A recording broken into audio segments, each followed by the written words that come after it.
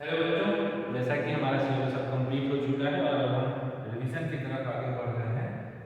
अभी आपके PT third में जो चैप्टर्स आने वाले हैं वो हैं सम एप्लीकेशंस ऑफ ट्रिग्नोमेट्री, जिसको हम हाइट एंड डिस्टेंस भी कहते हैं, स्टैटिक्स और सरफेस एरिया एंड वॉल्यूम। तो आज कुछ क्वेश्चंस का हम रिवीजन करने जा रहे हैं।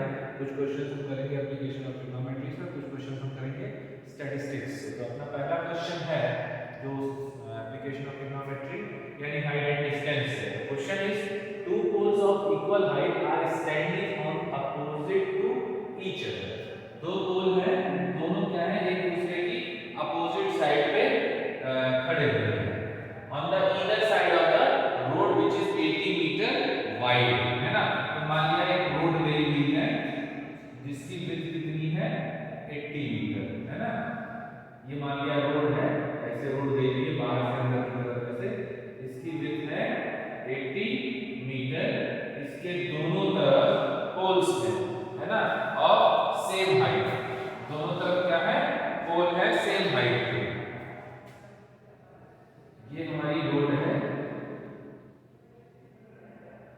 80 मीटर वाइड, इसके दोनों तरफ क्या है, सेम हाइट के पोल है। Let the height of pole be h।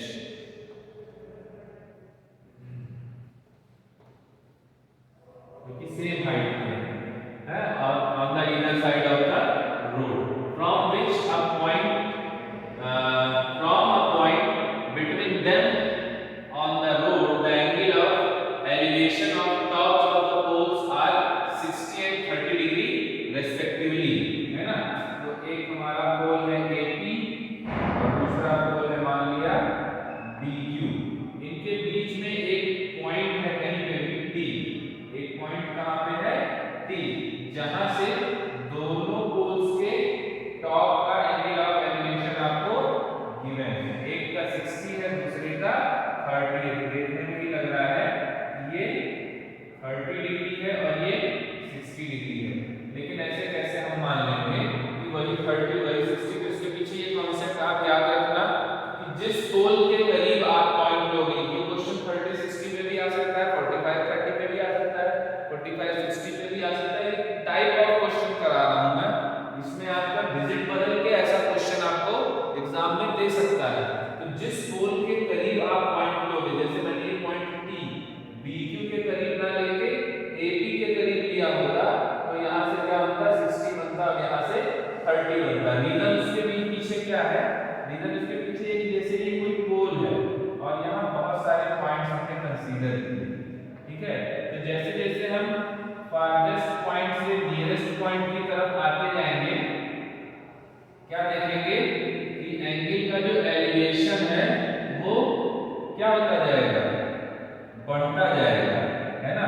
मतलब जैसे क्या है कि 60, फिर यहाँ पे तो एकदम ये 90 है, 90 से इधर जाओगे 60 45 30, है ना, 25, कुछ भी ऐसे रिड्यूस होता जाएगा। तो जैसे जैसे आप पोल की तरफ आओगे, इसको आप ड्रॉ करके देख लेना, एक लाइन खींच लेना, उसके साथ कई सारे पॉइंट ले लेना, सबको ज्वाइन कर देना टॉप से और उसके बाद एंगल मेजर कर लेना बाय यूजिंग प्रोटेक्टर।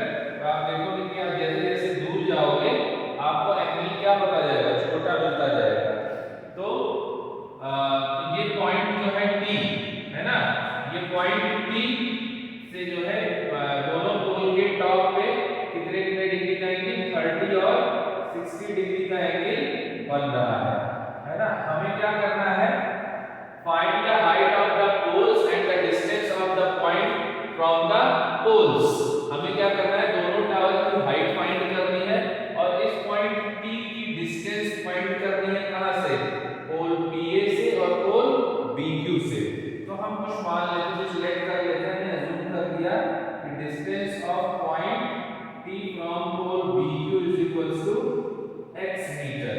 इसको x आप अज्यूम कर लोगे तो ये कितना बचेगा, ये बचेगा 80 माइनस x मीटर, ये, ठीक है। तो क्या लिखेंगे हम, यहां लिखेंगे late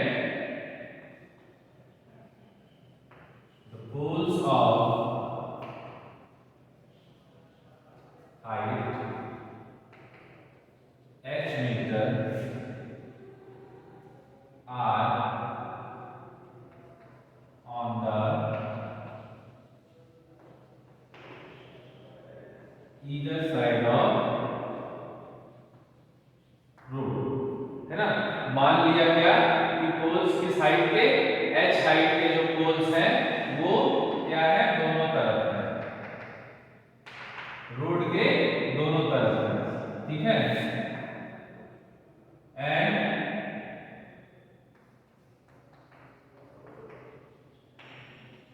distance AB between the poles is 80 meter. Again, let distance of point P from pole BQ is equals to x meter. Therefore,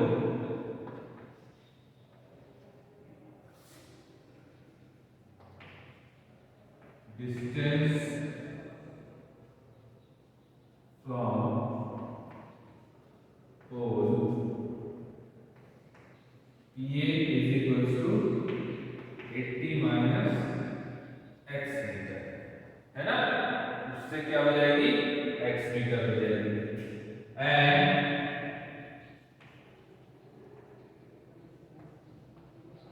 the angle of elevation of top of poles PA and BQ from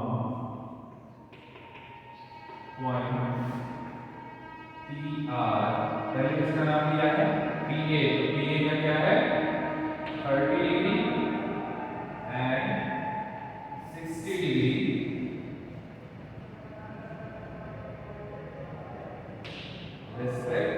respectively.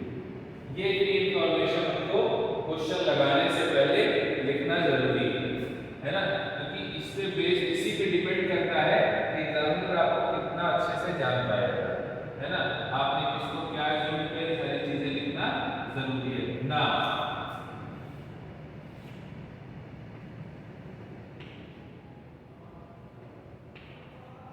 In triangle PAT, in triangle PAT क्या हो जाएगा, PA upon AT, PA upon AT। तो क्या लिया आपने, PA angle है, ये angle के सामने वाली साइड परपेंडिकुलर, ये बेस, तो perpendicular upon base equal tan theta, यानी कि tan 30 डिग्री। PA कितना है h and AT is 80 minus x, tan 30 क्या है 1/√3 होता है, ठीक है। यानी यहां से जो वैल्यू मिली वो मिली h is equals to 80 minus x upon √3, ये ठीक। फिर इन ट्रायंगल QBT, यहां पे क्या हो जाएगा, यहां पे लिखोगे QB upon BT is equals to tan 60 degree, यहां से हो जाएगा h अपॉन x √3, यानी कि h इज इक्वल्स टू हो जाएगा √3x। Comparing the value of h,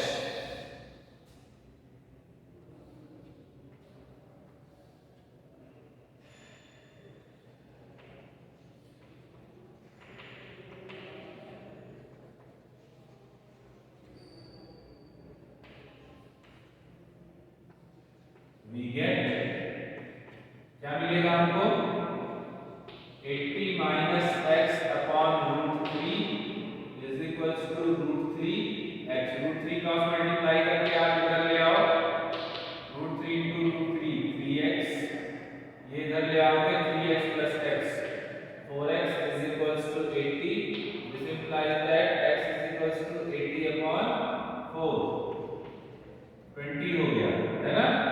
x is equals to आ गया 20, therefore h is equals to क्या हो जाएगा 20√3।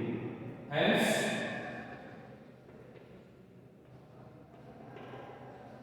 height of poles is equals to 20√3। आप √3 की वैल्यू भी पुट कर सकते हो और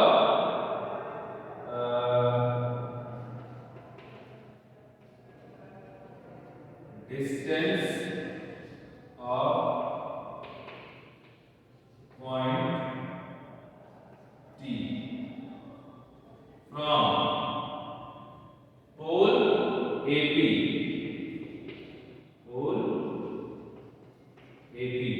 कितना हो जाएगा 80 माइनस x यानी 80 माइनस 20, 80 माइनस 20 यानी 60 मीटर एंड पोल BQ तो आपने निकाला ही है x तो कितना है 20। ठीक है, तो ऐसे ही क्वेश्चन आपसे पूछेगा, थोड़ी सी डिजिट चेंज करेगा। अब इस क्वेश्चन को एक इंपॉर्टेंट क्वेश्चन के रूप में आप अपने साथ में पास कहीं पे लिख लो, है ना। अब इस तरीके के जितने भी क्वेश्चंस आपको मिल पाते हैं कहीं से, उसको सॉल्व करोगे आप ऐसे ही, है ना। अब इसमें क्या हो सकता है, ये क्वांटिटी चेंज कर सकता है, इसको चेंज कर सकता है, बाकी क्वेश्चन आपको टोटल ऐसे ही देगा। और ये एक इंपॉर्टेंट क्वेश्चन है जो कि कई बार एग्जाम में पूछा गया है, ऐसे डिजिट्स को चेंज कर। अब जो दूसरा क्वेश्चन है हमारा वो है from the top of 7 metre high building the angle of elevation of the top of the cable tower is 60 degree. बच्चों क्वेश्चन कभी-कभी आपको कंफ्यूज करेगा, जैसे मान लो यहाँ दो चीज की बात किया, एक हमारे पास बिल्डिंग है और दूसरा है हमारे पास केबल टावर, है ना। बिल्डिंग और केबल टावर दो चीज की बात की गई। पिछले क्वेश्चन में क्या था, टावर्स ऑफ सेम हाइट। इस क्वेश्चन में कंफ्यूजन बन रही है कि दोनों सेम हाइट के हैं या नहीं, तो एग्जैक्टली नहीं है। क्यों? क्योंकि क्वेश्चन में कहा नहीं, क्योंकि अगर ये सेम हाइट के होते तो इसको वो कह देता कि building and tower and cable tower of same height. ठीक है, तो अब इन दोनों में से कौन सा ऊंचा है, किसकी हाइट ज्यादा है, इसको जानने के लिए हमें क्वेश्चन को दो बार ढंग से पढ़ना पड़ेगा।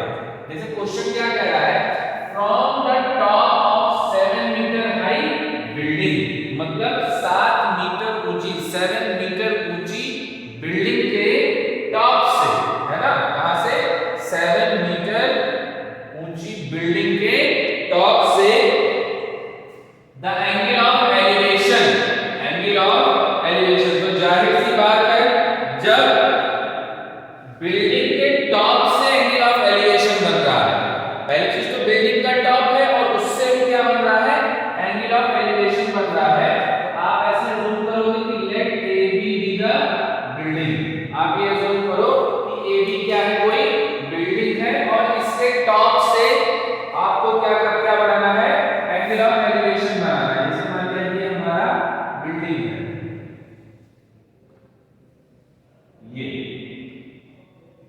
ये है आपका बिल्डिंग, इसके टॉप से, from the top of 7 metre high building, कहां से, 7 मीटर हाई बिल्डिंग के टॉप से the angle of elevation of top of the cable tower, इसके टॉप से केबल टावर के टॉप का, और क्या, एंगल ऑफ एलिवेशन, है ना। मतलब क्या है, इसके टॉप से क्या बन रहा है, एंगल ऑफ एलिवेशन बन रहा है। एलिवेशन मतलब ऊपर की तरफ, यानी जो टॉप केबल टावर है उसका टॉप कहां है, इसके टॉप से ऊपर है, तभी ना यहां से एंगल ऑफ एलिवेशन बन रहा है। यहीं पे एक चीज क्लियर हो जाती है कि ऊंचा कौन है, ऊंचा है हमारा केबल टावर। ठीक है, from the top of the 7 metre high building, angle of elevation of the top cable tower is 60 degree and the angle of depression of its foot is 45 degree। तो angle of depression कितना है, 45 degree. उसी top से angle of depression कितना है, 45 degree.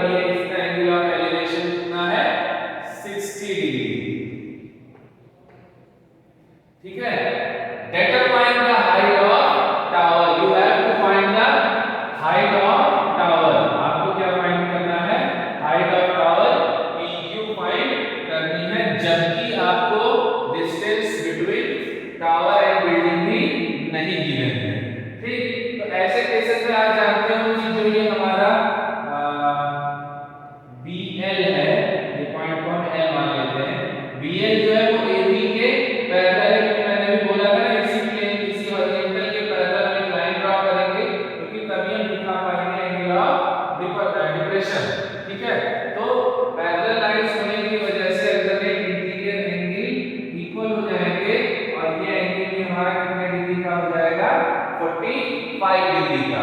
PQ की height हमने h assume की है, ये हाइट हमारी 7 है, तो QL कितना हो जाएगा?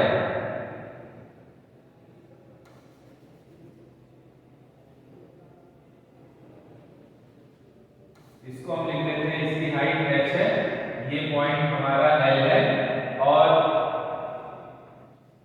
QL कितना हो जाएगा हमारा? टोटल हाइट h थी माइनस इसमें से ये इतना, ये भी तो 7 ही होगा, तो यानी ये हाइट हो जाएगी h माइनस 7 मीटर, है ना। QL क्या हो जाएगा? h minus 7 metre. तो अभी हम लिखते हैं let AB be the building of height 7 meter and PQ be the cable tower of height h metre. ठीक है, समझ में आएगा? And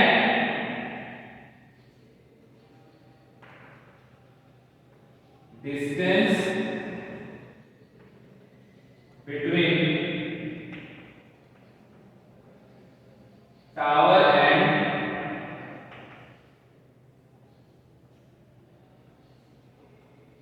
building is equals to x metre. इस डिस्टेंस को हम क्या मान लेते हैं? x। तो ये ऊपर यहां भी ये डिस्टेंस क्या हो जाएगी? x हो जाएगी। समझ में आया? अभी क्या है, आगे बढ़ते हैं।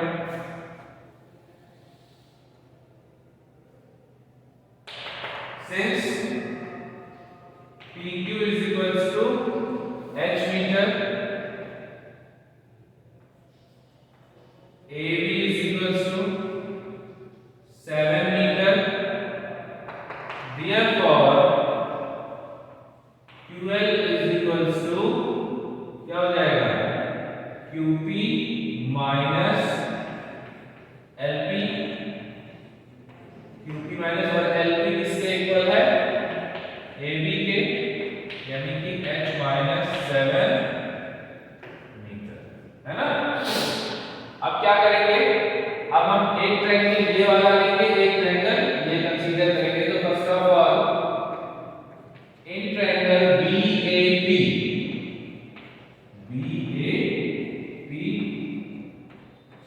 BA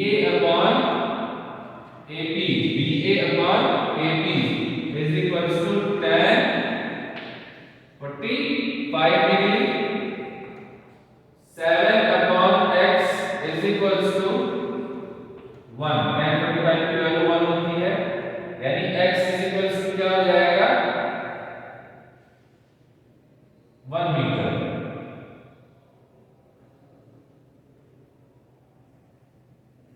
तो हम इसको 45 डिग्री ही तो निकल था।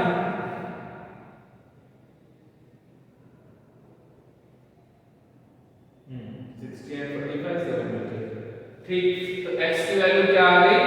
7 नहीं, x की वैल्यू 7 हो जाएगी, x बन जाएगा, sorry, x is equals to 7 metre, यानी distance between tower and building कितना है? 7 मीटर। अब हमको क्या निकालना है? हमको हाइट ऑफ टावर h निकालनी है ना। Now in triangle QLB, in triangle QLB, है ना, क्या हो जाएगा? QL upon LB, QL upon LB is equals to tan 60 degree, है ना। तो QL कितना है? QL है h माइनस 7 और LB हमारा x है, tan 60 होता है √3, यानी h माइनस 7, x की जगह 7 इज इक्वल्स टू √3। तो h minus 7 is equals to 7 √3, यानी h इज इक्वल्स टू क्या हो जाएगा?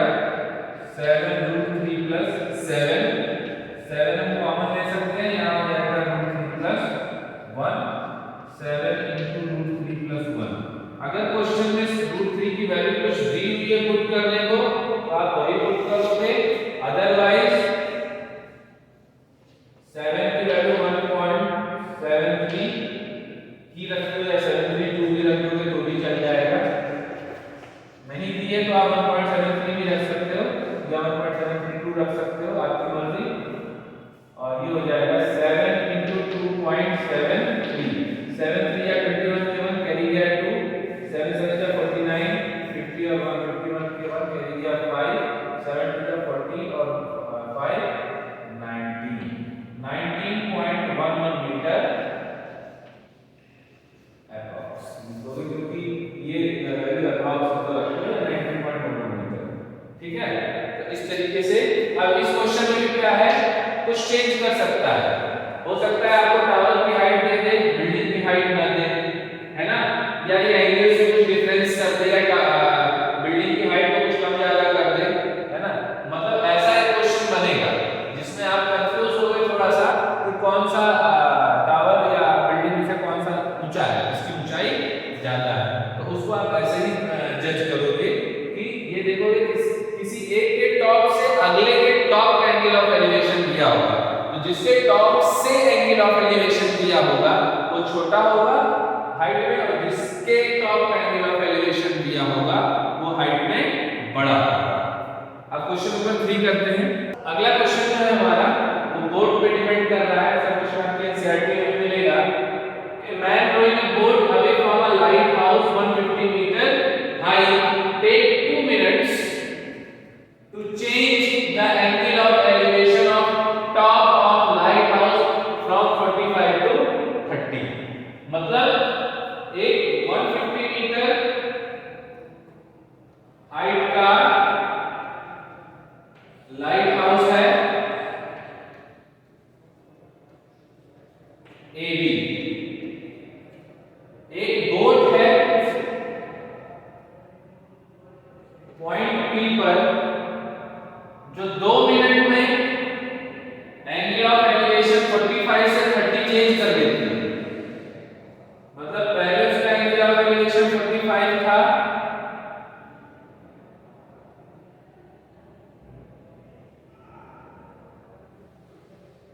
पहले यहां पे उसका एंगल ऑफ एलिवेशन क्या था 45 था, और वो अवे फ्रॉम कहां देखो, away from light house, light house से दूर जा रही, यानी Q पे थी, P पे आ गई, और उसने अपना एंगल ऑफ एलिवेशन 45 से 30 डिग्री कर लिया।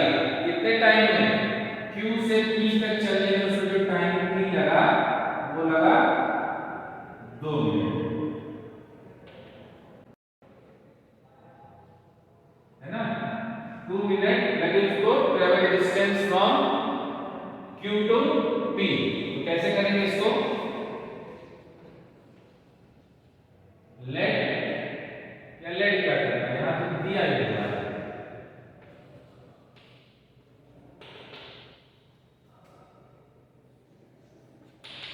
The height of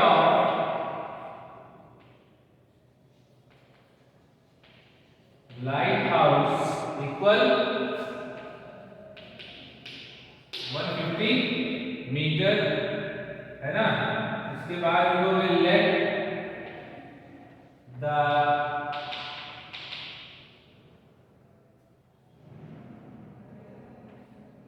initial distance of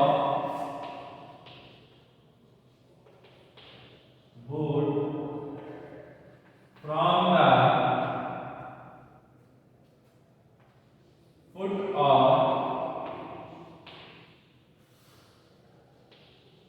lighthouse is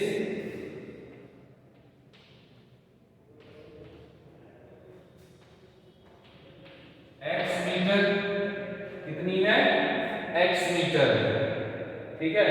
आपको डिस्टेंस QP फाइंड करना है ना, Q से P तक की डिस्टेंस क्या होगी, and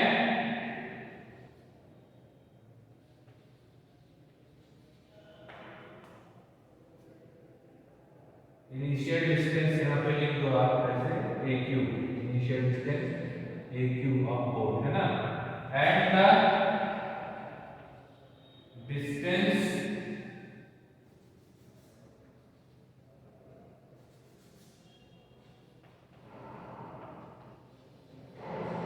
traveled in 2 minutes equal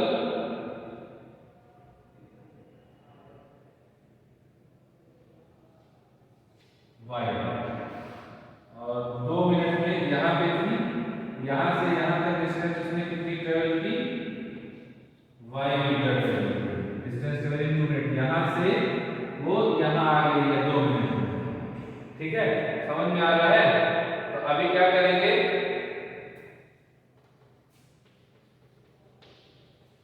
दो ट्रायंगल बन रहा है BAQ और BAP, दोनों को कंसीडर करेंगे। In triangle BAQ,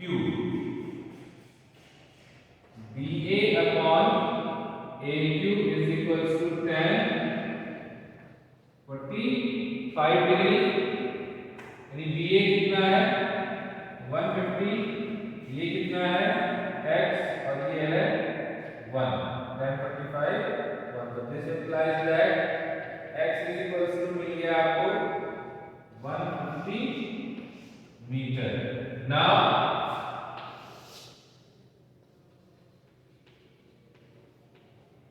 in triangle BAP,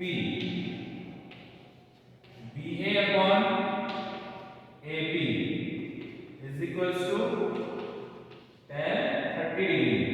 BA कितना है अगेन 150, AP अभी हो गया है x प्लस y, और tan 30 होता है 1/√3। इस क्वेश्चन में आपको बोला है कि √3 की वैल्यू क्या रखनी है 1.732, √3 is equals to 1.732। इसको भी रखते हैं, यहाँ से हो जाएगा x plus y is equals to 150√3, है ना, जिसमें से x कितना है, x है 150 प्लस y और ये 150√3, तो y इक्वल कर जाएगा बच्चों यहाँ से 150√3 माइनस 150 हम कॉमन ले लेंगे, यहाँ बचेगा √3 माइनस 1, यानी 150 यहाँ वैल्यू रख देंगे 1.732 माइनस 1, यानी कि हो जाएगा 150 into 0.732। ठीक है, समझ में आया? तो ये डिस्टेंस ट्रेवल करेगी y, distance travel in 2 minute is equals to 150 into 0.732, है ना। Therefore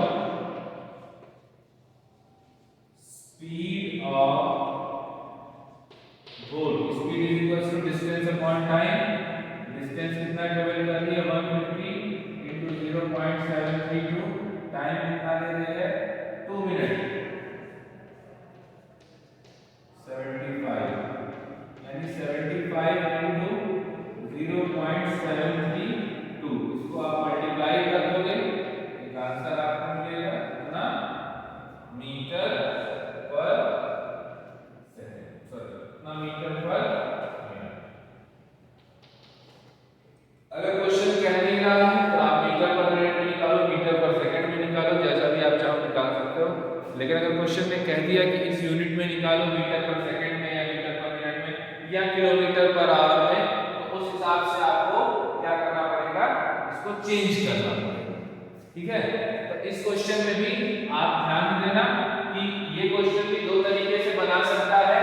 इसको कैसे चेंज करेगा, a man drawing a boat away from light house की जगह लिख सकता है टुवर्ड्स द लाइट हाउस, है ना, मतलब ये नाव क्या थी, ये इस डायरेक्शन में जा रही थी, क्वेश्चन चेंज करके इसको इस डायरेक्शन में भी कर सकता है कि a boat, a man drawing a boat towards the lighthouse of height 150 metre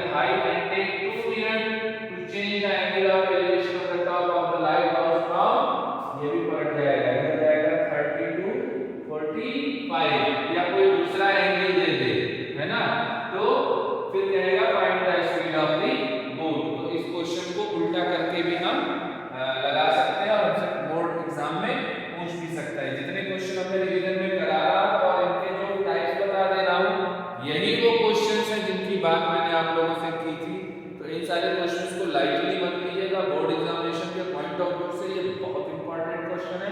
बाद में ये मत कहना कि सर आपने ये नहीं बताया था कि ये इंपॉर्टेंट क्वेश्चन है। मैं जो क्वेश्चन का रिवीजन करा रहा हूँ सिर्फ वही क्वेश्चंस हैं जैसे क्वेश्चंस आपके बोर्ड के एग्जाम में पूछे जा सकते हैं, जाएंगे नहीं, पूछे जा सकते हैं, ठीक है। क्योंकि ये ऐसे ही क्वेश्चन लगातार पूछे गए हैं तो इस बार का पेपर अलग से नहीं बनेगा, तो इस बात को ध्यान में रखो। जैसे क्वेश्चंस को मैं चेंज भी कर रहा हूँ, थोड़ा मोड़ रहा हूँ, वो भी टाइप के क्वेश्चन आप अपनी बुक से रिफ्रेशर से चाहे जो बुक लगाते हो लगा लेना।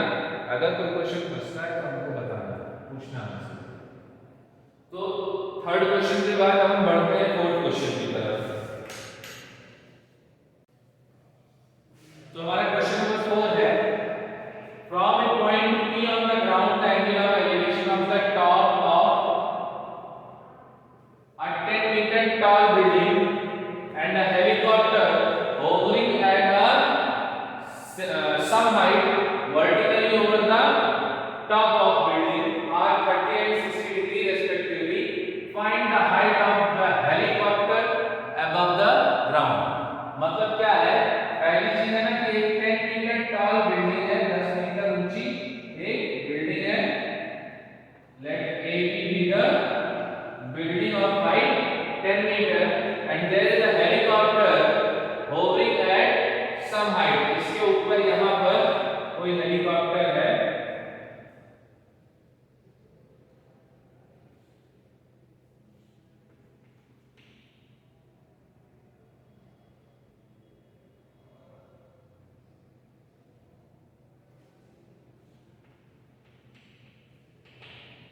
ठीक है। यहाँ पर कोई हेलीकॉप्टर है जो कि क्या है,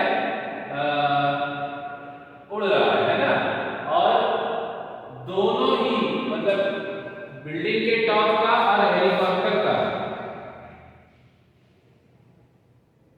एंगल ऑफ एलिवेशन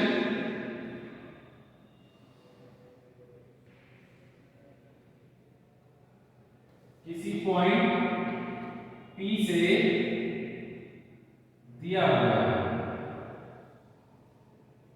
है ना, टॉप का भी दिया हुआ है और हेलीकॉप्टर का भी दिया हुआ है ना। कैसे दिया है, over the top of the building are 30 and 60 degree, angle of elevation of top of tower, tower के टॉप का कितना है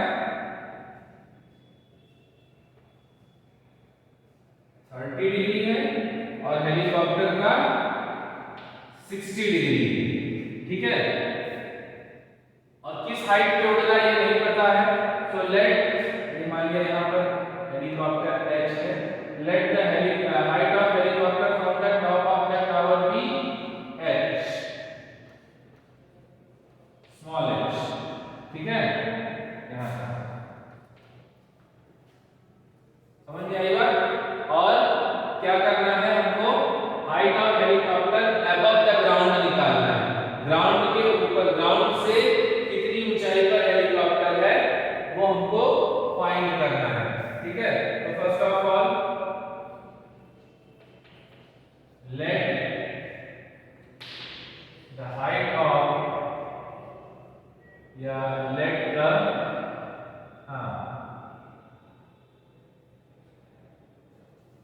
height of helicopter from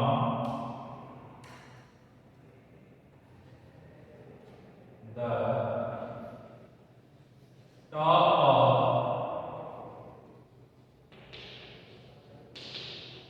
building. Let the height of the helicopter from the top of building H metre, है ना। Height of helicopter क्या है, top of building से H metre above है, ठीक। And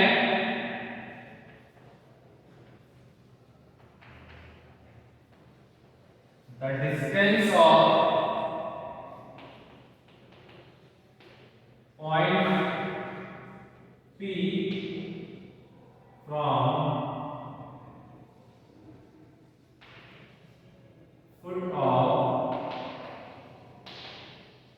building B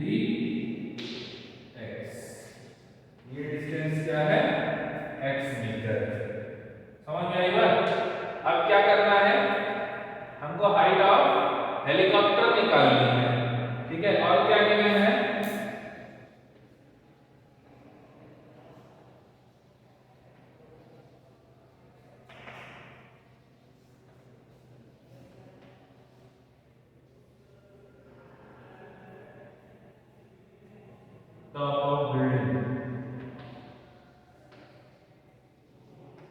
is equals to 30 degree and angle of elevation of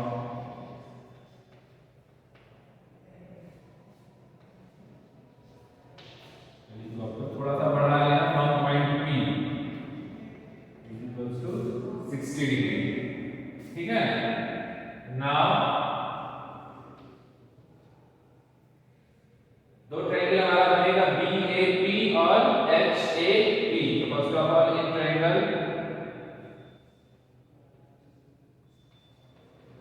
BAP में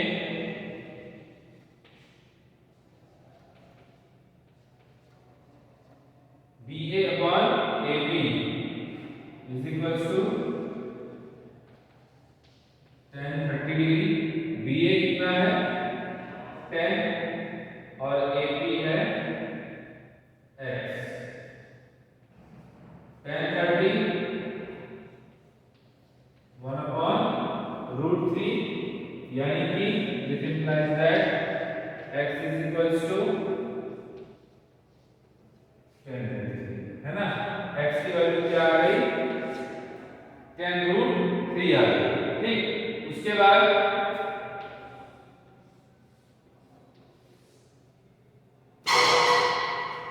क्या करेंगे देखिए ध्यान से. x की वैल्यू तो हमको मिल गई 10 √3 but we have to find the height of helicopter from the ground. So in triangle HAP HA upon AP is equals to 10 60. HA कितना है अब देखो HA है ना वो HB plus BA है यानी कि H plus 10 और AP इक्वल x है 10 60 होता है √3 यानी कि H plus 10 upon 10 √3 is equals to √3 यानी H plus 10 is equals to 10 √3 √3 हो जाएगा 3 बन जा 30. तो H is equals to 30 minus 10 is equals to 20 meter. H is equals to 20 meter यानी कि height of helicopter from the top of the building कितना है 20 मीटर है. Real for height of